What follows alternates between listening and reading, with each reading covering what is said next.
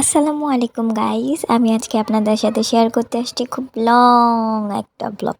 তো আমি রোদে বসে বসে ভাবতেছিলাম, আজকে অনেক সুন্দর রোদ উঠেছিল। তো বসে বসে ভাবতেছিলাম যে আমি আজকে শপিংয়ে যাব।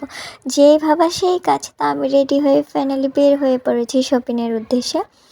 সো আমি মেন কথা হচ্ছে আজকে শপিং করব। আমি বোরকা কিনবো। আমার অনেক বোরকা মানে পুরাতন হয়ে গেছে আমার বোরকাগুলো। তো আজকে বোরকা কেনার উদ্দেশ্যেই রওনা হয়ে গেছি। এই যে রাস্তায় গাড়ির জন্য দাঁড়িয়ে আছি। আমি ফাইনালি গাড়ি পেয়ে গেছি। তো আমার গন্তব্যস্থানে পৌঁছে গিয়েছি। তো আমি এখানে বোরকা দেখতেছিলাম। এখানে বেশ ভালো ডিজাইনের বোরকাই ছিল। তো আমি সেম এর মাঝে ব্ল্যাক কালার বোরকাটা নিয়েছিলাম। সো আরও আমি আশেপাশে দেখতেছিলাম বোরকাগুলো। ফাইনালি বোরকা কিনে আমি হেঁটে হেঁটে চৌরাস্তার ওদিক দিয়ে চলে এসেছিলাম মসজিদ মার্ট। তো এখানে এসে আমি কিছু শীতের সোয়েটার দেখতেছিলাম। এখানে একটা ব্ল্যাক কালার সোয়েটার ছিল, আমার অনেক ভালো লাগছিল। বাট প্রাইসটা অনেক বেশি বলতেছিল, এই জন্য আর নেওয়া হয় না। তো আমি এদিকে দেখতেছিলাম যে আসলে আর কী নেওয়া যায়। তো এগুলো দেখতে দেখতে আমার একটু ক্ষুধা পেয়ে গেছিলো। তো আমি ওইখান থেকে সোয়েটারটা না নিয়ে দামাদামি করে চলে গিয়েছিলাম খাবারের দিকে।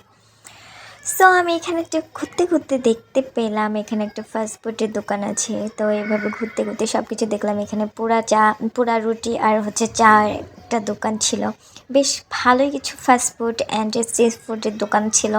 তো আমি সবগুলো ঘুরে ঘুরে দেখতেছিলাম। তো আমি এখানে অনেকক্ষণ দাঁড়াইছিলাম যে ভাইয়ারা কীভাবে খাবার বানাচ্ছে সব কিছু দেখতেছিলাম।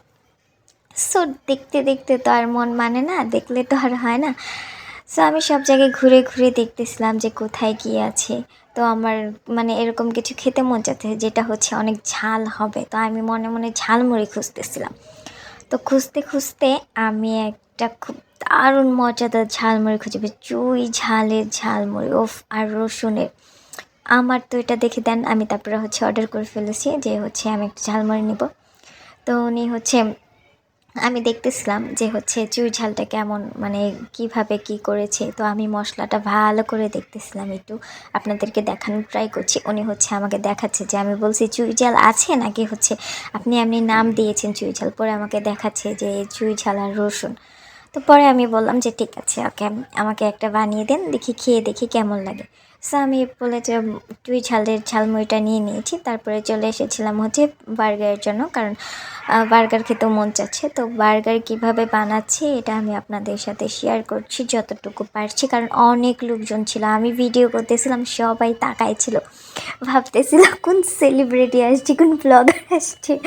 তো আমি এগুলো এনজয় করতেছিলাম আর সবার দিকে তাকাইছিলাম যে সবাই আমার দিকে তাকাইতেছে। তো কি, আমার তো উদ্দেশ্য ছিল ভিডিও করে আমার খাবার খাওয়া। দেন আমি আমার মতো করে সব কিছু করতেছিলাম। সো এখানে যে বার্গার ম্যারিনেট করতেছে, কিভাবে বানাচ্ছে, আমি এটাই আপনাদেরকে দেখানোর ট্রাই করছি। সো বার্গার বানানো হয়ে গেলে ওদিকে আমি ঝালমুড়িটা অর্ডার করে দিয়ে আসছি। বার্গারটা যখন আমার বানানো শেষ হয়ে যাবে, এই যে আমার পার্সেল, আমি বাসায় সব কিছু পার্সেল করে নিয়ে আসছিলাম। তো চুই ঝালের ঝালমুড়ি আর বার্গার নিয়ে আসছিলাম। ফুচকাটা আজকে আমি স্কিপ করেছি, কারণ আমার ফুচকাটা আজকে খাওয়া হয় নাই। আমি এমনি ফুচকা অনেক, আমার ফুচকা অনেক পছন্দ, কিন্তু কেন জানি আজকে মনটা ফুচকা খাইলো না। আমি আজকে ফুচকা খাইনি, বাট পরে অনেক আফসোস করছি ফুচকার জন্য। বাই দ্য ওয়ে, কোনো ব্যাপার না। সো ফাইনালি চলে এসেছি সমস্ত শপিং করে বাসায়। এখানে কসমেটিকও কিনেছি, আপনাদেরকে বলা হয়নি।